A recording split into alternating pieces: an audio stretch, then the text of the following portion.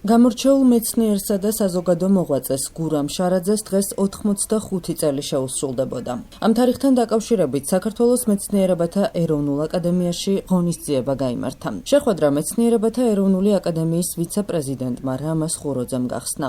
აქ შეკრებილებმა გურამ შარაძის ცხოვრება და მოღვაწეობა გაიხსენეს.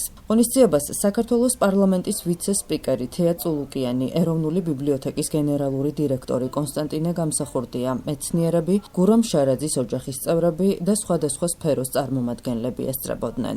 85 წელი შეუსრულდა გურამ შარაძეს.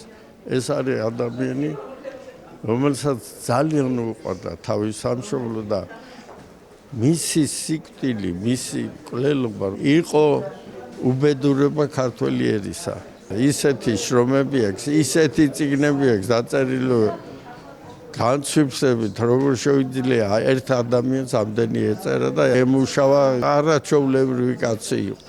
მაგრამ მთავარი მისი მიზანი იყო სამშობლოს სიყვარული და სამშობლოს გადარჩენა. დღეს ჩვენი საზოგადოება მეცნიერებათა აკადემიაში იკრიბება, რათა პატივი მიაგოს გურამ შარაძის სოვნას, მწერლის, მეცნიერის, მკვლევარის, ქართული, ასე ვთქვათ, ემიგრაციის დიდი მეგობრის და რა თქმა უნდა მოწამეობრივად აღსრულებული ადამიანის სოვნას, რომლის მართალი სიტყვა ისმოდა საქართველოსთვის ყველაზე უფრო კრიტიკულ ჟამს, იბრძოდა ეროვნული სულის აღორძინებისთვის, იცავდა ქართულ კულტურას, იცავდა ქართულ სულს, ქართულ მენტალობას, მართლმადიდებლურ სარწმუნოებას. აი ეს ყველაფერი უნდა დავინახოთ, უნდა დაინახოს ყველამ და მე ვთვლი, რომ ქართველმა ერმა და ქართულმა სახელმწიფომ უნდა შეინახოს გურამ შარაძის სოვნა სამუდამოდ.